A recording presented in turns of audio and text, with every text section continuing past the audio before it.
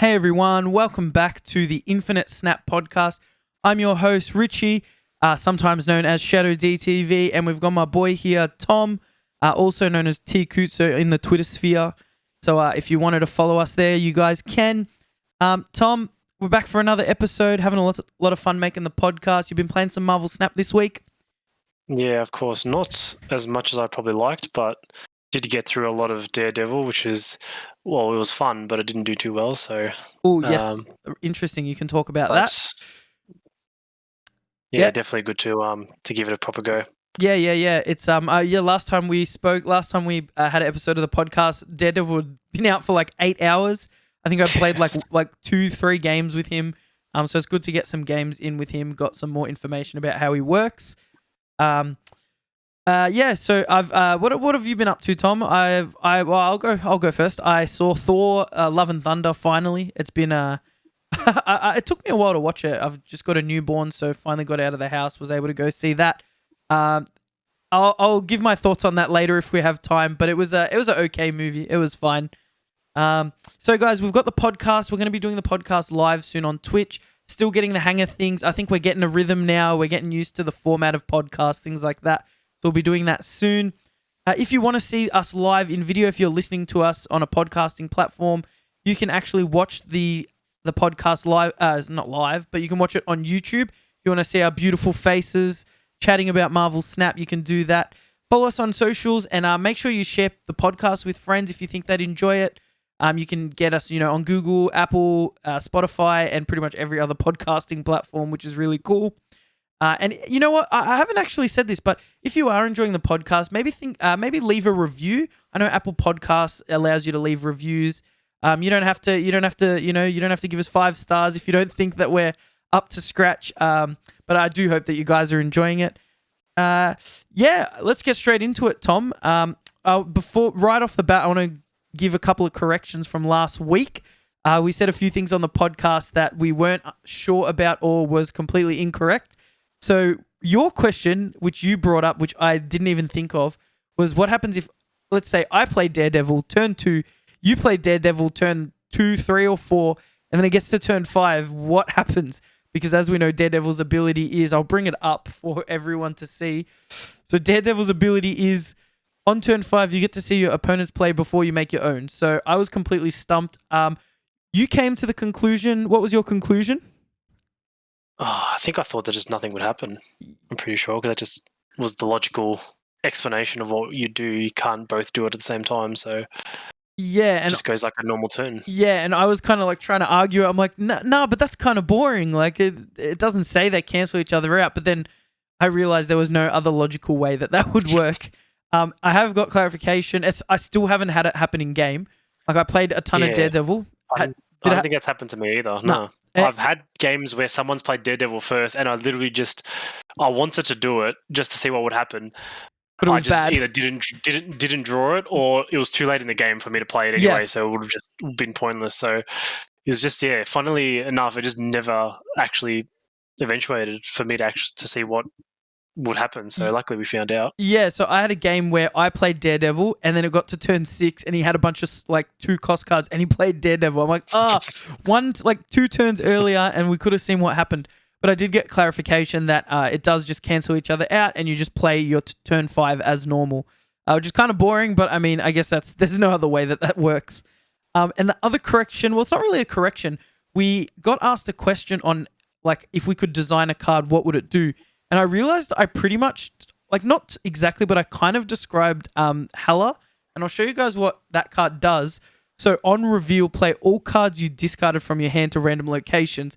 My idea was you play a card and it brings back a discarded or destroyed card. So it's a little bit different, but there is a bunch of cards that can bring back discarded cards. So, and Hela's one of the examples. So I kind of just I actually haven't even played Hela. I haven't even unlocked her, and I haven't really seen her that often. I have, but I don't know why. I just didn't come to mind. So I just wanted to give that correction as well. But guys, let's get straight into our main topic today, which is patch notes. We had some very big changes to cards, which we're going to go through. We're going to discuss what our thoughts are on those cards. So I'll just head over to the Marvel Snap website. We'll go through the cards first, I think, Tom. because that's like the meat of the game, I guess. There were some other big changes, but that's not the right screen. There we go. So first big update was Collector, which is a... You've been talking about wanting to get Collector, and you finally got him, and like 3 days later, what happened? Yeah, they had to nerf it, but it was a good run. I got some good games with him in. I'm still playing with him, so he's not completely. It's still viable, I think. Obviously not as strong as he was, but I still think he's valuable, or in the deck I play anyway. Yeah, I think like the card still works. It's just half as strong as it was, I guess, almost. Yeah. So we'll go through what the changes were. So the old card was a 2-cost 0 power. When a card enters your hand from anywhere except your deck, it got +2 power. So some powerful synergies in certain decks where you would be getting, +6, +8, even +10 pretty easily, especially with Moon Girl. Moon Girl would just Collector could just go absolutely crazy with that, plus all your other cards that are adding cards to your hand, which works really well with the Dino deck. So the new version is a 2-cost still, but it starts with 1 power, but the ability now only adds +1 power instead of +2 power. So it's essentially almost half as strong, I guess, and developers comments that it gained power rapidly in many decks and could get out of control. Reining him in with the adjustment of the power. So I guess they could have made him cost more. But then if you make him... Yeah, what do you think about him just costing more? If he's costing more, then you're probably playing him too late for him to even be usable. Yeah. Because, for example, if he costs 4, then by the time you play him turn 4, you got 2 turns to actually do stuff. I kind of get what they're saying, though, because if you play Moon Girl, that's 3 cards. Best case scenario, you get 3 extra cards. That's 6 power right there. So... And if you do that, a couple of times, or use, obviously all other cards that get cards in your hand, it can just, like they said, get a bit out of control. So I think it's probably a good change. Obviously, for me, it's not great because I enjoyed abusing it, but I can see why they felt the need to lower it. And I think the cost should have stayed the same. So I think they made the right decision in that regard. Yeah, I'm glad you agree with that. I think, you could have maybe argue that you could make it a 3-cost, leave it at 0. But then I guess, like you said, he becomes a lot weaker because you're only getting a few turns to power him up.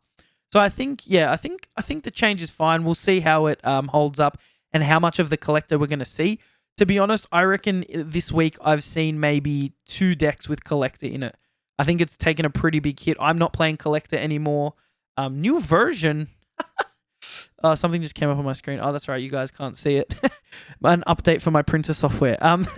So yeah, I think it's fine. Collector, I think it's completely fine. So let's go on to the next one. We've got Colleen Wing, who I actually don't have unlocked, but I know that it works really well in a discard deck. Going from a 3-cost 5 power to a 2-cost 4 power. So we're getting it a turn, being able to use it a turn early, but it's 1 power less. And Colleen Wing's ability was it allows you to discard. They don't even have the ability there, but I believe Colleen Wing is you discard your lowest cost card in your hand. So that's really powerful in the Swarm discard deck where you can discard your Swarm and he becomes 2. He doubles himself and he becomes 0 cost instead of 2. So pretty powerful, and they've adjusted it to be able to be played a turn earlier. And then this leads into Hellcow, which is, and the reason that works. Sorry, my computer's doing crazy things. So Hellcow, so it's really weird reading them out like this, but Colleen Wing, Hellcow, and Swordmaster all receive changes, and the goal was let's make sure you have a card to play on turn 2, 3, and 4 that discard cards.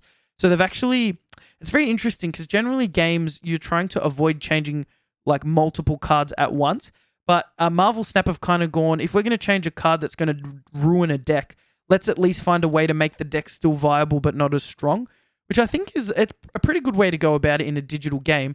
So Colleen Wing goes to, you can play a turn earlier. Hellcow, you now can no longer play on turn 2. It's gone from a 2/6, 2/6, and you're now playing it on turn 4, but it's still 6 power. The reason for this is Hellcow is extremely strong. It lets you discard 2 cards. You can discard your Apocalypse, discard Swarm very easily. You can buff Morbius, of course. Morbius gets +2 power for each discarded card. So they've now made Hellcow, you play it very late. And then in with that Swordmaster used to be your 4 cost you'd play on turn 4. You're now playing that on turn 3. So what do you think about that, Tom? Just like rearranging, I guess, the turn you can play certain cards in a deck. I think it's interesting. I haven't had too much experience with, especially Halcow and the first one. And Colleen Wing. Yep. Colleen Wing. So yeah, I can't really say too much on it. Swordmasters, because I do have a discard deck, but I'm missing a lot of cards on that. Actually, I don't have Swarm yet. Still. Oh, this is just impossible to play. I'm near the end of collection pool 2. Sorry. Yeah. So I feel like I'm going to get it eventually, obviously. Last card. So I think it's going to be a bit too late until I get some better cards. But I think it's an interesting change. Like, yeah, Halcow obviously I haven't played with it, but just reading it, you can tell must have been so overpowered. Busted. So that's probably a good change. I think Swordmaster was probably a good change as well, just to make it a bit easier to get that out earlier. Yeah, and that's the thing. It's like, so you read the developers' comments. It's we've buffed to maintain the energy curve of discard cards, because if you leave Swordmaster 4, you move Halcow to 2. You leave Colleen at what was Colleen at 3.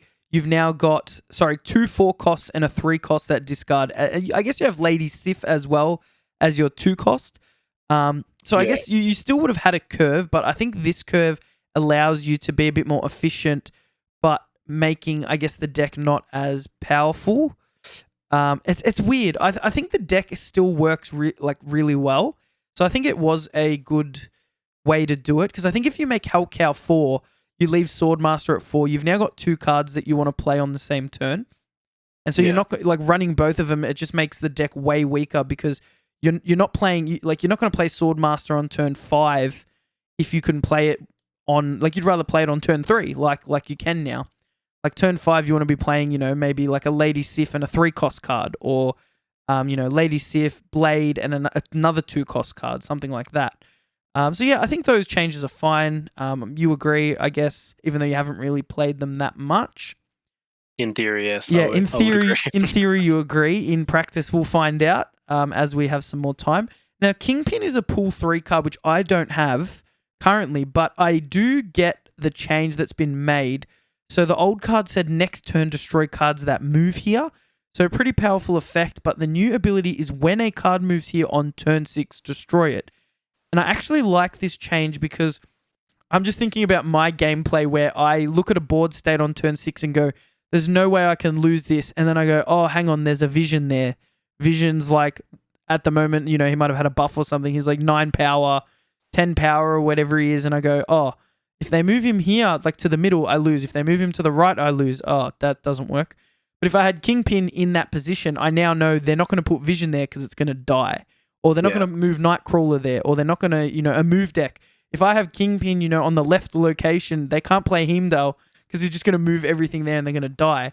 So I think I actually like this change a lot. And I think you could actually, I'm just thinking now, you could kind of, you could definitely use Kingpin with Daredevil. What do you think? Actually, Kingpin's turn, he's a 6 cost, isn't he? No, so that will not work. Hang on, let me just check. Kingpin is 6 cost, I think. Doesn't actually say here. I'll have a look at that in a moment. We'll go through the rest of them, and then I'll just confirm that last. Actually, you can look it up, Tom, while we're going through this. Lizard. The change to Lizard is just going from a 2 power 4 to a 2 cost to 4 power to a 2 cost 5 power. So they're just giving Lizard 1 extra power.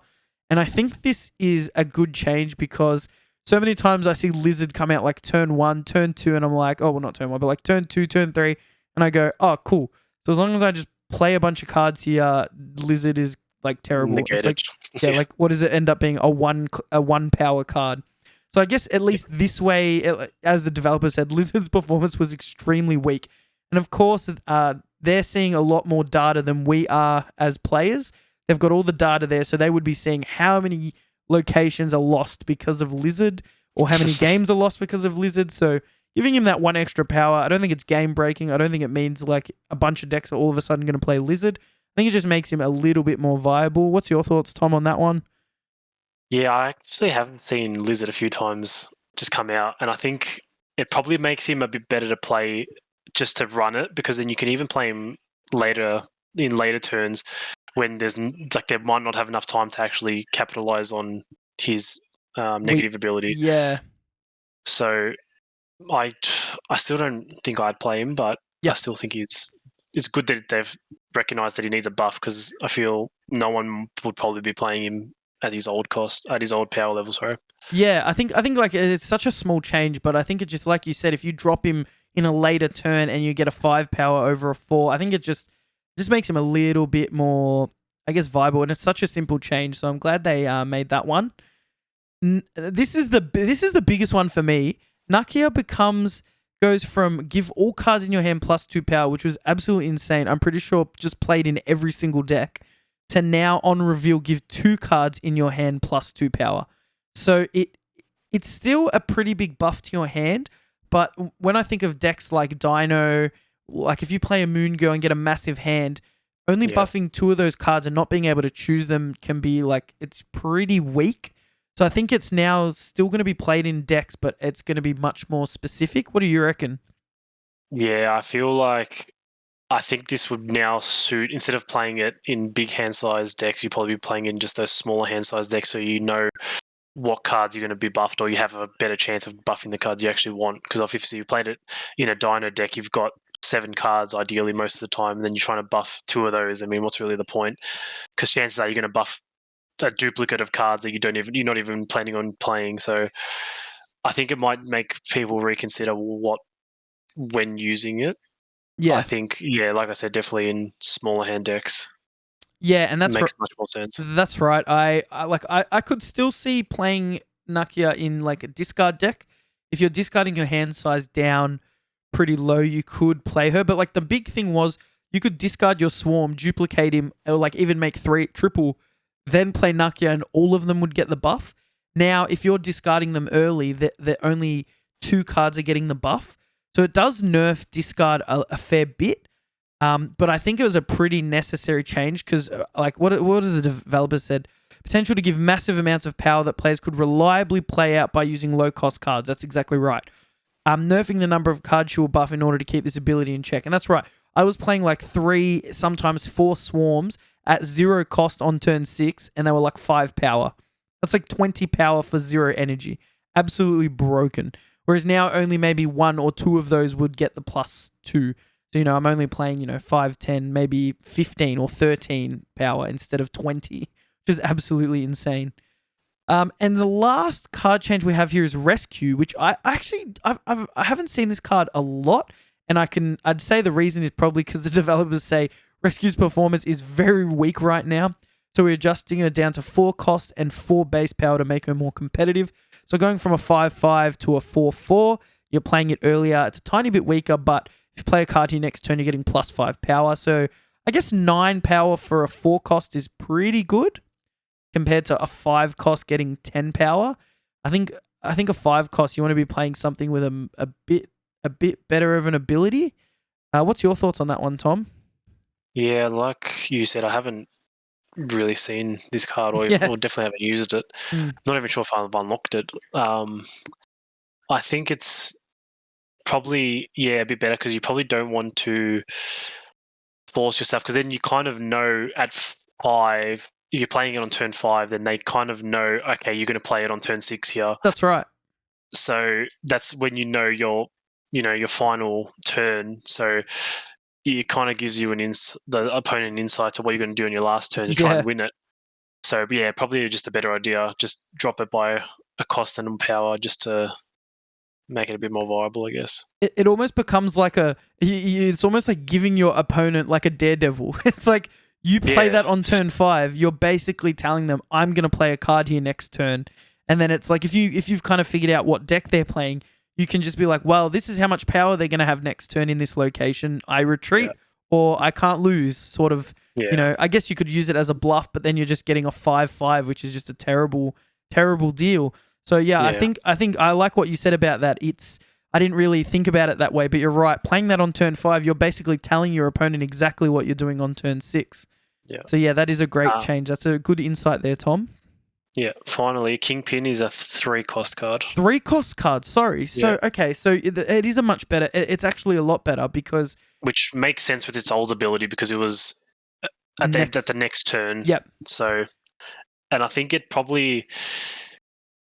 helps the player playing it as well because I just think it just makes so you know when it's going to be turn 6. So it's going to be the same consistently every game. You know, if I'm playing Kingpin, turn 6 is when people are going to need to move. So you can know that ahead of time. You don't have to think, oh, when are they actually going to move?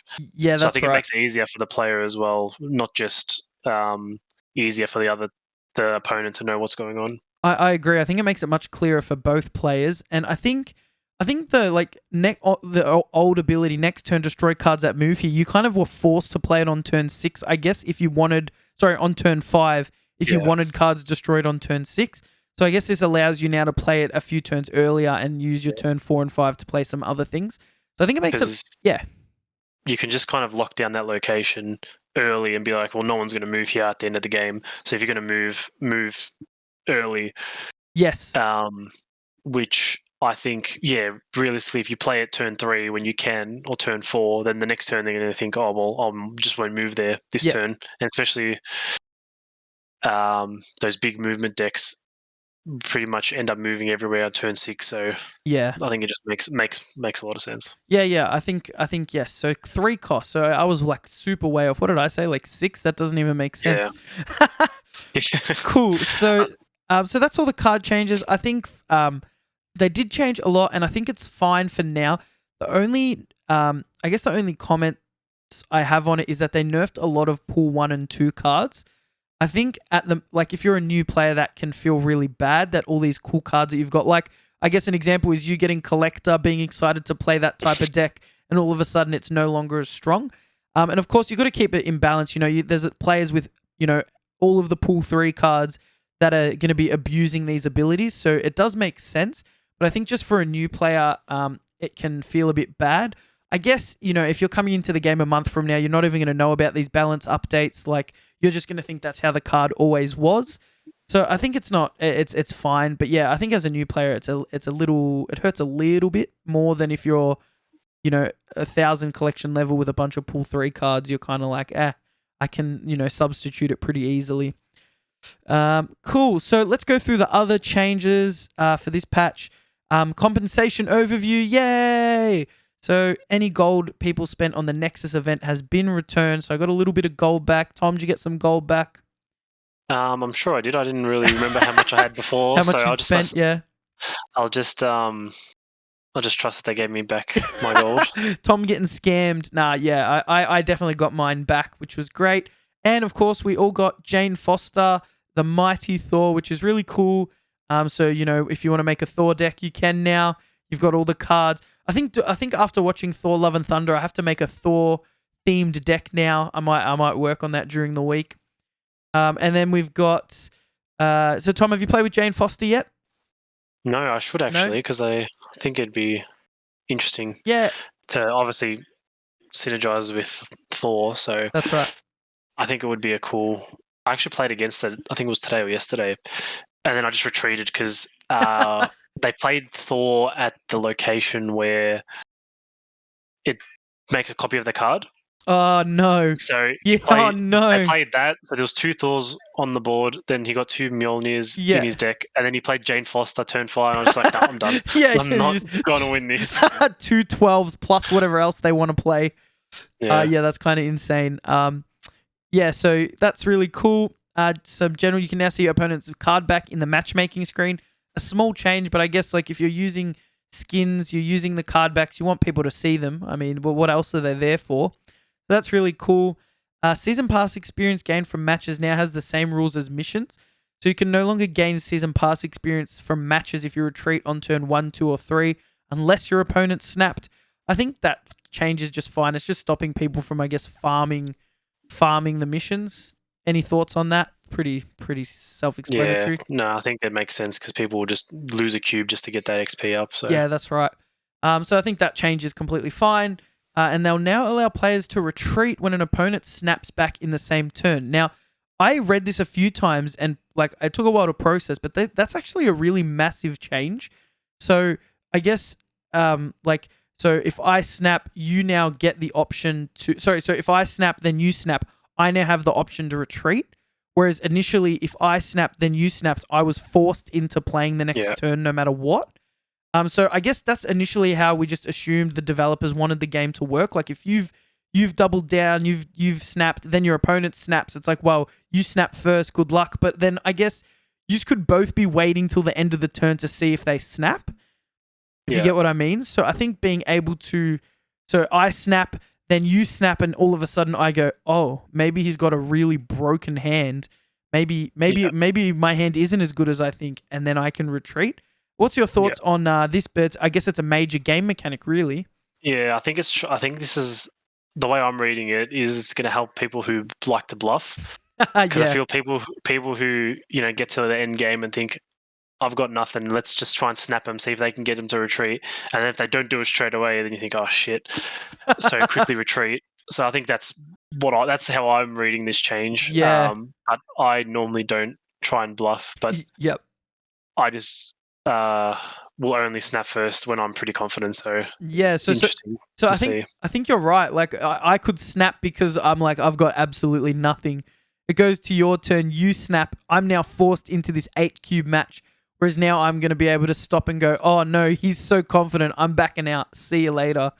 So it's interesting I guess this is how they intended the snap to work. So we'll see if that ends up changing at all. But I think it's fine. It changes the dynamic of the actual game. And I love that being a digital game, they can play with these things. And I know the game's in beta right now, but even once the full release comes out, they can still play around with these things. So we'll see how that change affects the game. Art and visual effect updates. Updated card visual effects for Colossus, the Collector, Black Widow, Arnim Zola, and Cerebro. I can tell you now that the Colossus update was, let's make the card completely blank. So I think it's, I'd have to check, but I think I'm using a variant, and it doesn't matter what the situation is. Whenever I play it, the card is completely white. It doesn't show the cost. It doesn't show anything. And I have to, I know what Colossus does, but I sometimes just click the card and go, well, what power is this at? It's actually really, really stupid. I'm sure that'll get patched as soon as possible. And I keep going do I just take Colossus out for now? But I mean, it kind of works in the deck I'm playing, so I really don't know what to do with that one. And Tom, have you had any issues with a black, your cards just completely blacking out mid-game? Yeah, it's happened. It happened a lot when the patch first came out, and it's happened now and then, not as often, but it'll just get to a point where half my cards or sometimes all my cards will just have, so the outline will be there, so you can kind of tell what cards they are, but it'll just be completely black. So you just kind of you have to click into them to see what they are. Yeah. And it'll just happen at a random moment where my entire hand will just go black. I'll just tap something or something. It's really bizarre. It hasn't happened too often as of late, which is good, but it's pretty annoying when you're trying to make a quick turn and you just got all these black cards in your hand, so you don't know what you're playing, so you got to click into them individually just to make sure you're playing the right ones. It's actually really frustrating because it's hard to figure out when it's going to happen and when it doesn't. One thing I have noticed, and this is for, I guess this is just for iPhone users because I haven't tested it on anything else, but if I swipe down to look at my notifications, or I go to turn my Bluetooth off or turn my volume up, that's when I go back into the game, a bunch of the cards will black out. So I actually know that triggers it, and I've tested it, and it actually triggered it every single time. But it wouldn't be the whole hand or every single card. It would just be random ones.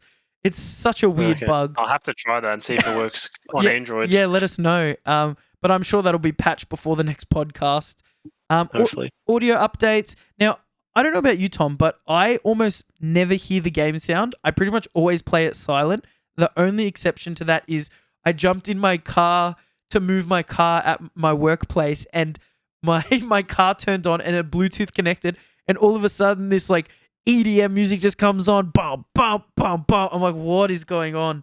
And then I realized it was Marvel Snap on my phone. Have you listened to any of the game sounds much? Yeah, I normally play with the sound on because normally when I play, I'm just, doing nothing, or just on a break from work, just So I just need some background music, and the music actually gets you pretty hyped. So I actually have been playing. I normally always play with the sound. Actually, now that I think of it, Oh, that's really cool. but yeah, sound effects are pretty cool. The in-game music's pretty cool. The announcer's pretty cool. So Yeah, so especially when he says "snap," that's a pretty. I think it just makes everything feel much more important than it probably actually is. yeah. But Yeah. it gives me that Mortal Kombat vibe. Oh, that's cool. Yeah, The announcer from the original games. it's insane because I'm like a serial silent phone person. I always have my phone on silent. So not just games, pretty much unless I'm watching a video or listening to music, I literally have no sound. And so I actually really can't comment much on the sound of the game. I have heard the snap voice. I have played the game with sound a couple times. But yeah, it's really interesting. Like there's just the difference. Like you love to play it with the sound. It's not that I dislike any of the sound or the music. I just always have everything silent. Like my wife will be watching TV, so I'm just playing on my phone. But yeah, I'll have to try and hear some of the voiceovers and things like that. The audio updates were so they updated sound effects for Human Torch and the Collector. Oh, there you go, Tom. You can tell me what the difference is. But yes, I think the big one is they've added a variety to the in-game announcer snap voiceover. So every time you snap now, Tom, you'll be able to hear a different snap voiceover. So I guess they probably just got like a bunch of different takes and went, oh, maybe we should just add more than one to the game. Yeah, I think one of them he goes just says snap, and then one of them he goes, oh snap. So that's the only two I can think of at the moment, but there must be more. That's so great. Oh snap! I need to play with the sound on. I think that's when you snap back. I'm pretty sure that's when you snap back. That's so cool. I want him to be like snap back. No, that's stupid. Yeah, no, that's so cool. Yeah, like it's such a simple change, but I mean, I guess in the longevity of the game, just hearing the same snap every single time, eventually, like game 2000, you're gonna be like, oh, I don't want to snap. I don't want to hear that voice again. So those are just some the other game updates. What else do we have? Jane Foster added to Pool 3. So if you weren't playing the game already and you start playing the game, you'll still be able to unlock her. Wave has been added to Pool 3. Now, this one's a bit interesting because you and I live in Australia and we only got access to the beta maybe 3 weeks ago now. Yeah, and I so think that sounds about right. and Wave was in the first season pass, so we never actually had access to that season pass. Yeah. So it is kind of interesting that, like, I guess if I had the game back then, I definitely would have been buying the season pass and would already have Wave. So now I guess I'm wasting one of my Pool 3 not wasting, but one of my Pool 3 cards is going to be Wave, which kind of sucks a bit. Yeah, I guess. Like, I think the argument against that is just that they've given it to you for free now, so you never had to pay for it. But I get your point that everyone just has like you could have had instant access to it, like we do with Daredevil now. Yeah. Where you can just pay the cost for the season pass and you'll get Daredevil, or you can hope to unlock him eventually when they decide to do it. Because the interesting, I don't know if they've added Thor yet to Pool 3. The original Thor. It's interesting you say that. I'm not actually entirely sure if he was he already a Pool 3 card, or was he? Because when we got the game, when we got the beta, we were like halfway through the Thor season. So we were already like 2 weeks in. So we went into the game only knowing that, like, having Thor. And yeah, I guess my first thought was this is an exclusive thing to the season pass. But is it actually? I actually have no idea. I have to have a look. So.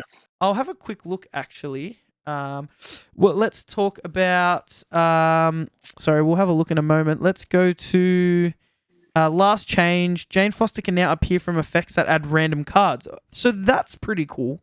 So Agent 13 can now put Jane Foster in your hand, which it couldn't while the Nexus event was. Yeah, so that's actually really cool because I mean the card is part of the pool now, so it's cool that you can get it in hand.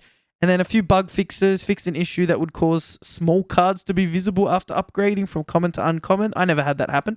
Fixed an snap. There you go.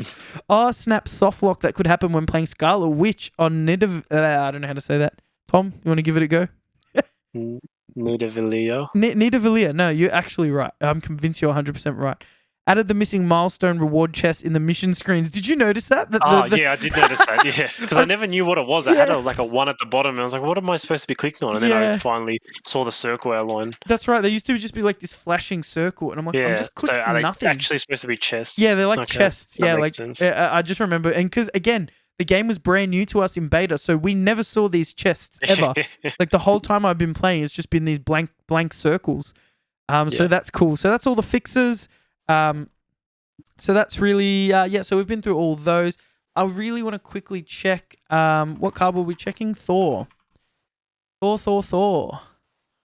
It says that, it doesn't say anything about what pool he's from, so I guess he's not in the pool yet? Maybe they delay it, so like to give some sort of exclusivity to the people who... Which makes sense.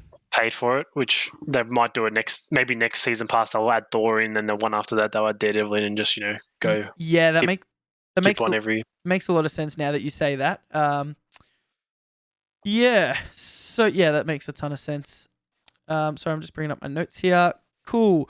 So that's all the patch notes. There was actually a lot to go through. There was a fair bit this week. I guess, guys, let us know if you're watching on YouTube or anything. Let us know in the comments how you're finding the patch notes, how they're going. Let's go through Season Pass. Now, Season Pass we've had for a week now. Season 3.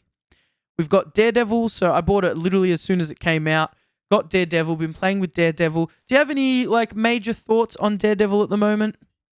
I wouldn't say major thoughts. I think he's fun. I think you can pretty much fit him into anything, really. If you just need an extra card for your deck, it can be useful in a lot of situations. I find him very useful with Professor X because you can see what they do, and then if I play Professor X here, I'll lock down the location, don't have to worry about it for turn 6, and then use turn 6 for your big play on one of them, so you pretty much know one's already locked down. So I think that's probably the last, in my experience, the best use of him. I don't know if you've had any other uses for him that you found to be effective. Yeah, I think we said last week when we were just theory crafting, we'd had 8 hours with Daredevil. I'd barely even played because I'd been at work. You were the same. I think we said Professor X made sense, and in my testing, it does work. I guess Professor X is a very difficult card to play. I think Daredevil is one of those cards where you can't just add him to a deck. You play him and he does something and you win games. It's not like Angela. I play Angela. Every time I play a card here, I get a buff. That's easy. I could teach a 5-year-old to play cards in this location and buff Angela. But when you play Daredevil, you need to have the skill to interpret your opponent's moves and how you can capitalize on that. I think Daredevil is one of those cards that really skilled players will be able to use it'd be a really strong card. But then I guess new players who are learning the game, Daredevil becomes, I guess, almost, I don't know, it shows you, what your opponent's doing on turn 5. But if you don't know how to counter that anyway, Daredevil's completely useless to you. Yeah, exactly. Yeah. If you're not I feel like you have to be in almost a winning position because... Yeah, you might have the knowledge of what they're going to do, but then you still might not be able to combat that and still lose anyway. So there's no point knowing what they're going to do if it's just going to lead to you losing anyway. Yeah, it's interesting. Sometimes I think, well, is there better 2 costs? I think if Angela can become a really high-powered card, what's another 2 cost? I was going to say Bishop, but that's a 3. You've got Morbius, you've got Collector. You've got these 2 cost cards that can get stronger and are buffing each other. So I think Daredevil is... Yes, I guess you can throw it in any deck. If you're theory crafting a deck, you make something cool, you're missing one card, you go, I'll throw Daredevil in there, that'll be cool. But my big, sort of the main use I've been using it for is a control style deck, like with Professor X, Storm, those sort of cards where you are, I guess, reacting to what your opponent does on every turn, and then Daredevil's allowing you to be even, have even more knowledge on turn 5 to, I guess, set up those plays. Like you said, Professor X is a big one. You can just win, pretty much win a location on turn 5.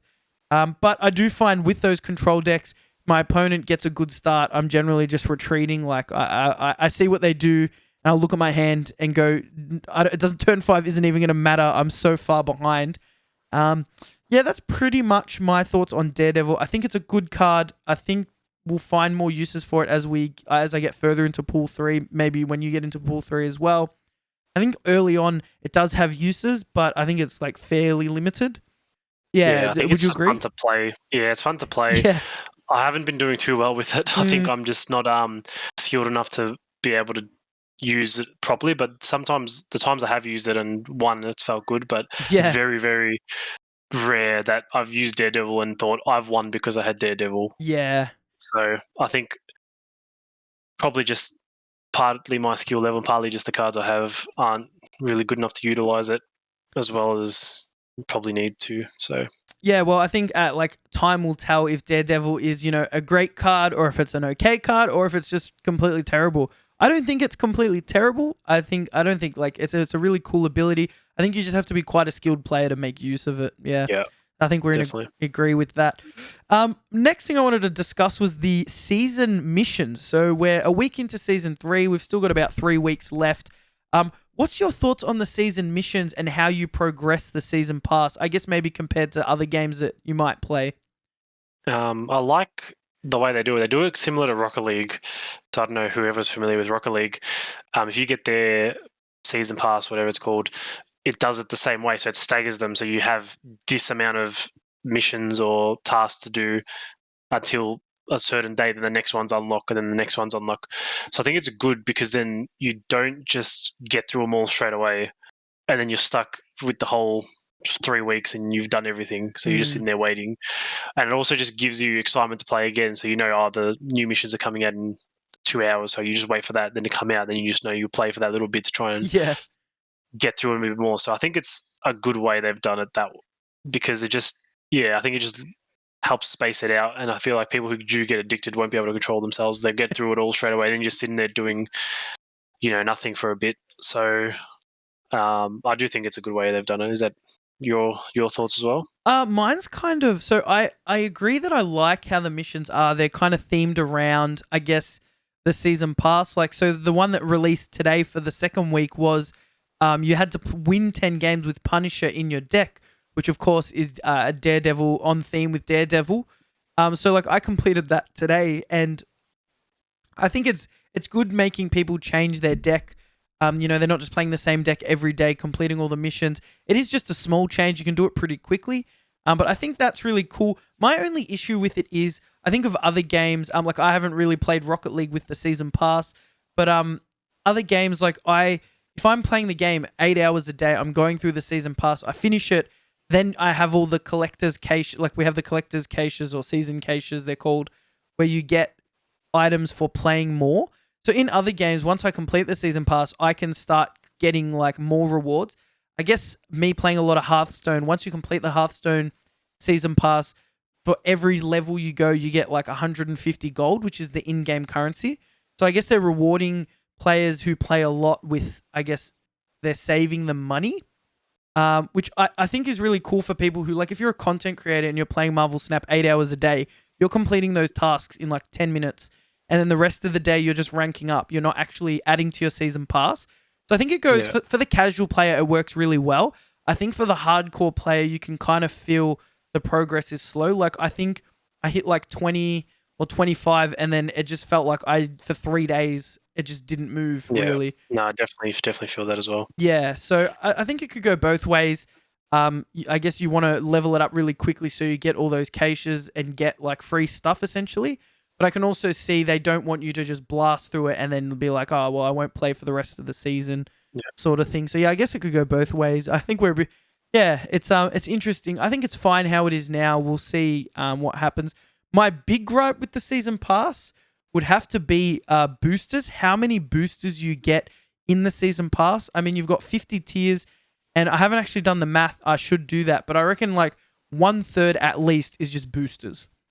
Yeah, I do reckon. And it's fun. Like if I'm getting boosters for the variants and stuff, like if I get Daredevil boosters, it's like, okay, that's kind of cool because I can level up my Daredevil card really quickly. Or if I get like the Punisher ones, so I can level up my Punisher variants that you unlock.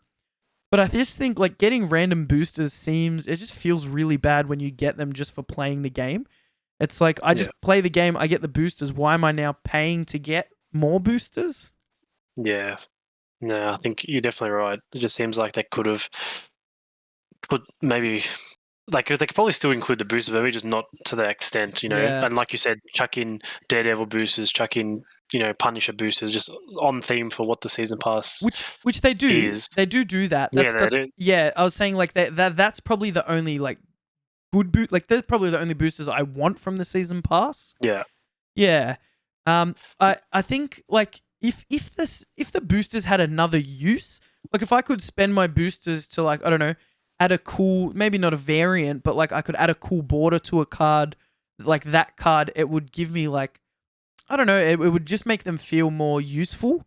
I think just getting them to upgrade cards, and then I don't have credits to upgrade the cards anyway. You just go, well, you basically just gave me nothing. Yeah. Yeah. Yeah, it'd be good if you could do something with those boosters. Other than just upgrade. Other than to upgrade those cards. Like, what if there's cards you don't really want to upgrade because you don't use it, or you're just not going to level it up anytime soon because you just don't play with the card, so it's just going to be sitting there doing nothing. You can just trade those in, trade in for credits, trade in for gold, trade in for variants, even like just anything to use the ones you're not going to use. So yeah, I think that's something they need to think about. I think that's a good idea. Like you're onto something there, but I think obviously I don't think they'll ever let us trade it for gold. That's like their main source of income. Probably a bit ambitious. Yeah, that's right. I mean, it'd be great if they did. But I think even, like variants, I guess you're paying for variants as well. So they probably don't want to go down that route. But even like, I just think even like a cool border, like I can change the border to like, I don't know, like green or pink or just something simple like that would just give me, I don't know, I could like, make a whole deck of like green border cards or something.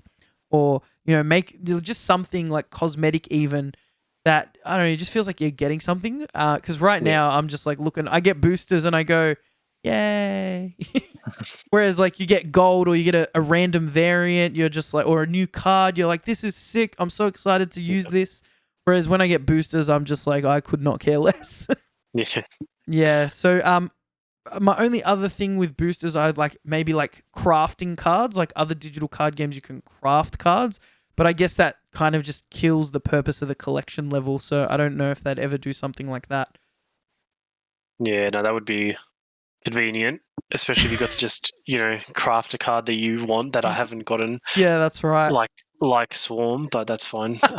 Yeah, I just don't think they'll ever do that. No, I think they've set out on this collection level, unless they do a complete overhaul when the game actually comes out. Yeah. Which I can't see happening. I think they'll keep it this way. So yeah, we'll see. I think only time will tell. So we'll maybe once we hit full release, we can revisit that. I said last week we'd have a look at the meta. I haven't had like a proper look at what people are playing in terms of like top tier decks. Seeing as we've only had like a week with these patches, people are still kind of figuring it out. I think most of the top decks that were performing well are still performing well. Discard Swarm, even with the changes, is still like really, really good. I know Dino, like the Dino ongoing deck is still functioning essentially the same. You're just replacing Collector with something else. I guess Collector was quite a strong card, but I'm now playing some like Dino, like ongoing sort of stuff, and I'm having like plenty of success with that. I've just been like flying through the ranks, which has been really cool. Yeah, I think really the thing that got hurt the most was just pool 2 decks with the nerfs. Like a lot of the strong pool 2 decks just became weaker with like Nakia and the Collector. I think like, and even Swordmaster. Like Swordmaster became, you can play it a turn earlier, but I don't have Hellcow as my 4-drop. So it's like now I've just got like lower cost cards, which is great, but now I've got to fill these like empty spots. Whereas that was my 4-drop and I could fill things with like cheaper 3-drops. Yeah, what's your thoughts on like what's good, what's not? Do you think there was? Do you think there was anything do you think there was any decks that like just became unplayable with these updates? I probably haven't played enough to give a proper answer, but I do think for the most part, like I know I played Dino mostly, and then I, messed around a bit with Daredevil and some other decks. I think some cards might get hurt, but I still feel like the decks are still viable to play. So I don't think anything's really stopped like a certain type of deck to not work. I think it just makes people be more creative and just change it around a bit. Yeah. And I think that's the beauty of the game, that you can, like, you're not relying on, a one card. Like, I guess there's some decks where you're relying on a specific card as your combo. Like, usually your turn 6 card is generally going to be like your massive win condition. But I think the changes that they made weren't cards that, I guess, win you games. Like, you're playing them early. Yeah. That of course they're getting strong and they're helping you win a location, but they're not like the be all and end all of your win condition. So I think the changes that they made were reasonable, and I guess we'll just see what comes out on top with the changes that were made. We'll definitely maybe next week if we have time, we'll do like a proper tier list. Like I guess we'll go through like the top tier decks. I'm only now sort of getting into that more competitive side where I've kind of tested out a bunch of random decks, and you've made your fun decks, and I'm still making fun decks. Making theme decks. Got to get that Thor theme deck. But yeah, I think I'll start trying out some. We'll start going through some more competitive builds. Cool. Tom, do you have any pool 1 and pool 2 decks you would recommend to a new player? I'm sure we've got some new players that have just started getting in the game, especially in Australia with the game only recently coming out. If you were in pool 1 and you've only got pool 1 decks, is there a specific deck that you might make? I think definitely Odin and White Tiger. I think that's probably the easiest to play. It always feels so good when you get the combo off. Yeah. I think it's just easy to play. It's a fairly good deck, and I think you definitely have a chance to win a lot of your early games with that deck, especially once you get the combo going, which is pretty consistent. I've found. Yeah, like White Tiger and then playing Odin on White Tiger is like the biggest endorphin hit ever.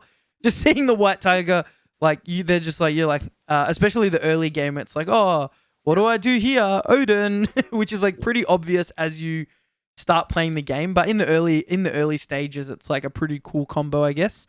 And any pool 2 decks. I mean, you're just about to finish pool 2. What do anything like we know what you're playing? Dino, still playing Dino, yeah? Yeah, still. So I messed around with some discard deck as well, but I didn't have Swarm, so I feel like I'm still missing a lot of pieces for that. So I can't recommend that at this stage because I haven't played it. I still reckon Dino's pretty strong. I think even with Collector being nerfed, I still think it's viable to play. Yeah. I do think Moon Girl still works the same, Dino still works the same, all the other cards still work the same. So the deck as a whole is still very viable in my opinion. So I think I think it's just very easy to play. Yeah. It's very straightforward. Your whole game plan is get Dino in hand, try and play Moon Girl, get 2 Dinos, play both of them. Yeah. And you end up with, play Sentinels, play Agent 13 just to get those extra cards, White Queen as well. Just constantly, every time you play a card, you want to get one back so you don't lose your hand size at all. So it's just very straightforward and it's very good, I found. I feel, I'm around gold. I feel like I still win pretty consistently with the Dino deck. Yeah, cool. I can vouch for the discard deck because I've played it a bunch and it's pretty crazy. When you unlock Dracula in pool 3, which it was like my first pool 3 card, the deck goes to like another level. It gets pretty crazy. There's still a bunch of cards I'm missing for like a proper top tier discard Swarm deck. But hopefully I can get those going. Guys, if you do want to check out any of these decks, I'll try and get some of these decks up on the YouTube channel. So it's the same channel that you can watch the podcast on, at ShadowDTV. You'll see it on the social bar there. I'll try and get all these decks out. I guess for new players, it's kind of hard. There's so much information. A lot of the information is from, old patches. We'll just try and get a couple of decks up there with some gameplay so you guys can, check those out if you're not sure what to build. So, guys, we've got some questions. We've had some listener questions. We did this last week. It was really, really fun. I still haven't really found the best way for us to do this. But for now, if you just go to the YouTube channel, you go to the video, you can just comment a question and we'll try and answer it on the next podcast. When we start doing this live on Twitch, that's probably going to be the best way. I guess you could also send like a direct message if you want a direct message on Twitter or Instagram or whatever you want to message on. Just send myself or even Tom if you like a question and we'll try and do it on the podcast. So the first question we've got is from Kabinks. He left this comment on the YouTube, so thanks for that. His question is, do you leave a card in your deck because it's one of your favorite Marvel characters? It's a really good question. If you're playing Marvel Snap, you're probably into the comics or the MCU, or you possibly play another Marvel game. Tom, is there any cards that you decide to put in your deck just because you like them? No, not really. I feel like a lot of the cards I have, I don't really know where they're from for the most part. Like obviously there's some that are very popular, like Iron Man and all that. Yeah. Like for me, like my favorite Marvel heroes, Spider-Man. Mm. Spider-Man's obviously not. He's a pull 3 card. Yeah. So I feel like I'm not going to get him for a while. Nah, he's going to be your first pull 3 card. I hope so. But no, so there's no, like, even the characters I do know that I have, don't think I'd go to the point where I'd put them in if they weren't viable just because I like them. I just think there's no point doing that in the game. Yeah, which makes sense. I think if you're just making fun decks, like I was saying, if you're making a theme deck, you're making a Thor deck, making a Guardians of the Galaxy deck, like, yeah, it's just put in the cards, have a bunch of fun with it. I think personally, I actually really like the Punisher as a character. The Netflix series was actually really, really well done, and it made me like kind of really connect. Well, I don't want to say connect with the character. That's actually not how I would put that. But yeah, like I guess it made you understand the character. That's the word I'm looking for. Yeah. And having the season mission where you have to put Punisher in your deck, I was kind of like, man, I'd love to just play Punisher, but he's fine, but he's not like the craziest card in the world. But yeah, I don't think there's any. I think I'm the same as you. There's not like a specific card that I keep because it's like, oh, I love Spider-Man. You're not going to play Spider-Man in every single deck. Well, actually, I can't speak for you. You might. But, if it's not it doesn't work in a deck, you're probably not going to play it. Unless it's a Tobey Maguire variant, then I think I'll definitely have to fit that into every deck. You get the Tobey Maguire variant just in every single deck. Cool. So thanks for that question, Kabinks. And guys, yeah, throw your questions out where we're really enjoying answering them. I've got 2 questions from Juzzy36. He asked us a question last week. Thanks for all the questions. On reveal versus ongoing decks. Tom, what's your thoughts on this? Well, I play an ongoing deck with on-reveal cards, so it's kind of a bit of both. Yeah.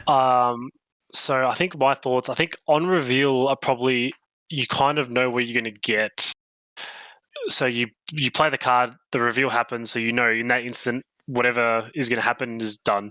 With ongoing, there's just so many variables, with the Dino deck, you might play it initially, have 12 power, and then the more cards you end up having to play, it just goes down, and then you have to do that extra maths. You have to account for it. Same with Iron Man, it doubles your location, so you have to think, okay, am I playing more cards? Am I moving cards away from it? Is going to affect it. So I think ongoing can be a bit more thinking involved, because on reveal, like I said, once you play it, it's happened, it's done. You get the effect of it instantly. So I think ongoing probably needs a bit more strategy, if you'd agree with that, because you just have to constantly think, it's constantly changing, there's constantly stuff happening to those cards that you have to consider. Well, that's what I was going to ask. Would you say that on reveal, I guess let's just think pool 1, pool 2, because once you get to pool 3, there's like, cards, you're mixing and matching everything like this. And like you said, there's plenty of decks where you're using on reveal and ongoing, even 50-50, and you're also using cards that aren't either of those types. Would you say that, I guess, on reveal is more, it's easier to understand and easier to track for a new player, I guess, in the pool 1 and pool 2? Yeah, I would say so. There's definitely strategy involved. Yeah. Because, sometimes you have to do the on reveal might, be a hindrance to what you're trying to do if you don't know what you're doing properly. But I just think that ongoing, I know I've lost games where the other person's played an ongoing card, but I've won the location. They've got 4 cards there, and then I don't think about those, because I think, okay, I've got the location 1, then the ongoing card just buffs or does something. Yeah. And then you think you've won the game, and then you lose the game. You think, wait, I've won, my other location. And you look back and, that card got buffed because it was an ongoing for whatever reason. So I think it is, the on reveals are simpler to begin with. I think ongoing gives you a lot of strategy. Yeah, I agree. I agree with that. And I think they kind of can work they can kind of work together in the deck I'm playing right now. Spectrum is my 6-cost card, and it's an on reveal, but it buffs all my ongoing cards. So my entire deck, I think, is just all ongoing cards, and then Spectrum is buffing all of those cards. So it is an on reveal ability, but it's affecting ongoing, and then I guess vice versa. You can have ongoing cards that are buffing, like I think of Blue Marvel, and there's like Captain America. They are buffing other cards. It doesn't matter what they are. So yeah, I think they can definitely work together. But when you're starting, the Odin reveal deck is mostly on reveal cards with a few ongoing cards. So I think they definitely just work together It really just depends on the strategy. So thanks for that question, Juzzy. And Juzzy's other question is it's a good one. It's not so much gameplay orientated. His question is, what is your favorite variant? I know people are loving the variants. I've spoken to some people that are just like full whales, but not for like collection level. They're just buying all the cool variants. I've seen on the Reddit people trying to like make themed variant decks and stuff. So people are going pretty crazy. And I'm loving to see what they're going to do with all the variants. Tom, what would you say is your favorite variant? I don't actually have too many. From the ones I do have, I really like the Thor one that came with the season pass. So I think you had to finish the season pass to actually get it. So yeah, there it is. I think I feel like it's just a less comic book look for Thor. Yeah. And I'm a big fan of, mythology and all that. So I feel like it's just a bit of a cooler look for him. It doesn't look as, I don't know, like a cartoon comic book character, sorry. Yeah. It looks more serious, more realistic in a way. So yeah, I think it's just a very cool look. Yeah, it is cool. I'm just looking at I haven't really looked at the variants that much, but just looking at he's having a bigger the picture a lot bigger. Seeing on his outfit, it almost looks like the stars. It almost looks like a reflection of the sky, and I guess his ability being the god of thunder, it's like that's where it's coming from, It's coming from the sky, which is kind of cool. I think that is really cool artwork, and yeah, I guess the face and everything is not your what you see Thor on the big screen or what you see him as a comic book character. So yeah, I think that looks really cool. Anything else? Any other reasons you like this one? No, not really. Just I think it's only one of the few I've gotten. I actually haven't bought any yet, so we'll see if there's any that make me want to go out and spend some money on it. Yeah, so I think I'll find that one. I think that'll be more to discuss. Yeah, I think about the games we play. We always go it's free to play, and then you go, you know what? I'm happy to support the devs with buying a couple of skins. I mean, if I'm not paying anything for this game and I'm getting enjoyment out of it, I'm happy to spend some money on it. Now mine's a controversial pick. Some of my friends said this was a controversial choice as my favorite variant. I did get this as a random variant, so I actually have this variant, and that's why I like it. And I actually like the realism cards, the reason you chose Thor. I like all the pixel art and stuff that they're doing is really cool. But I think all the characters are cartoons, they're comics, they're they're movies now. I just like seeing a realistic variant of the card, a draw, not actually a real person, but a drawing is really cool. And I feel like this art is actually really, really cool.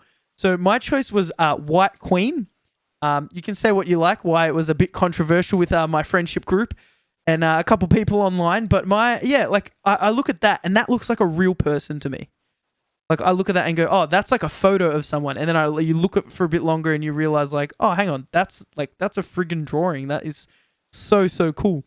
I just realized for those listening to the podcast, they're going to be I don't know what we're looking at. But yeah, so we had Thor from the season pass, the variant, and then I've got the White Queen where it's a zoomed in one of her and she's pointing her finger using her ability, which is really cool. But yeah, I just think the whole realism thing, and hopefully I can get some more cards that are I guess realism. I haven't seen too many others, to be honest. Yeah, I don't think there's many that look like that I've seen anyway. Yeah, that looked that realistic. But yeah, so I've been putting White Queen in a couple of my decks. But yeah, cool. So that was a great question. Thanks for that one, Juzzy. Thanks for those questions, guys. Again, send us your questions. You can direct message them however you want to send them. That'd be really cool. And we'll answer them on the next podcast. So Tom, this is everyone's favorite segment, I think. Now we've only done it for 1 week, but I'm pretty sure this is the best segment that everyone stays for the whole podcast for. Have we thought of a name for this yet?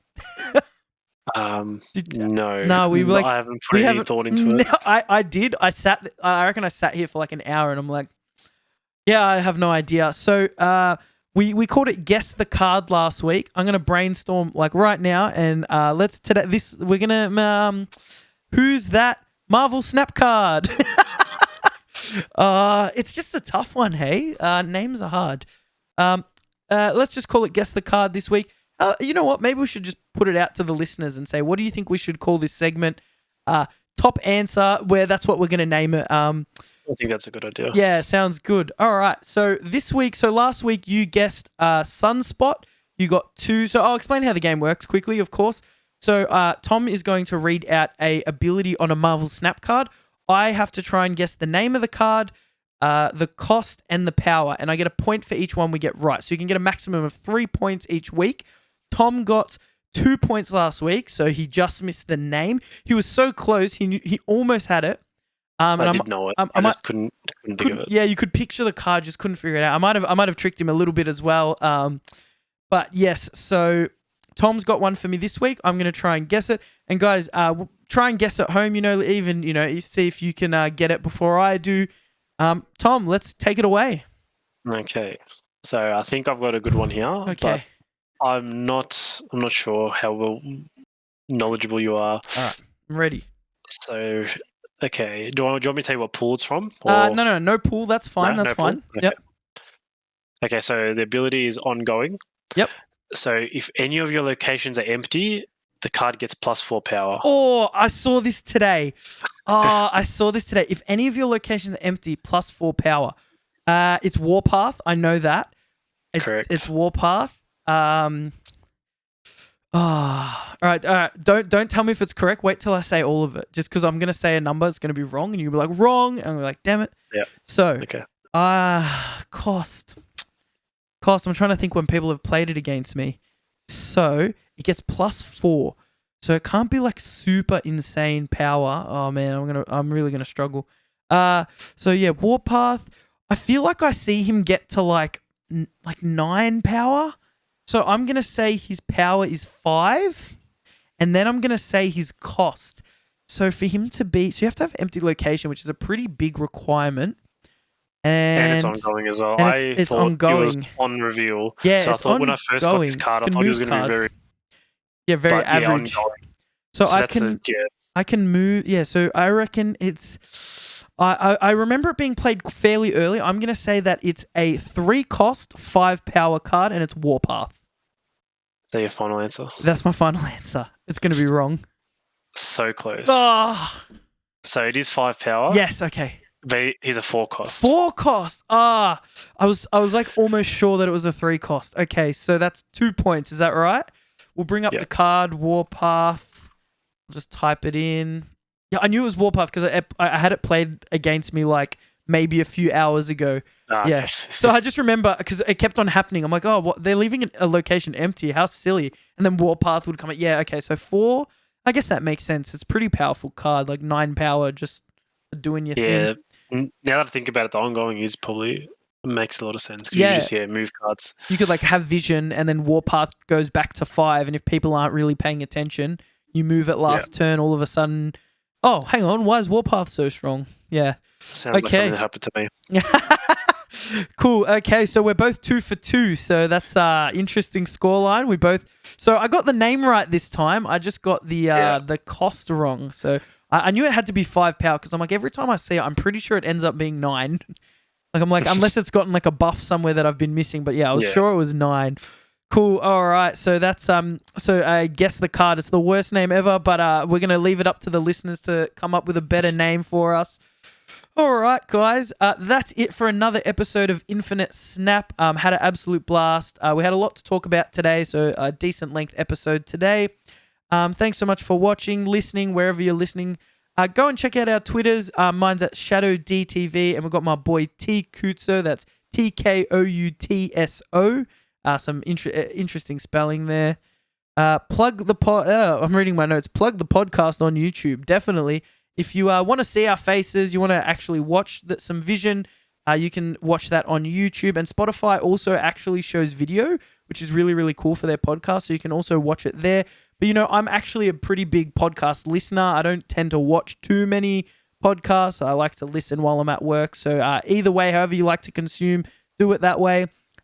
Ask us some questions for next episode. I've said that a bunch. We've been really enjoying answering your questions, so definitely do that.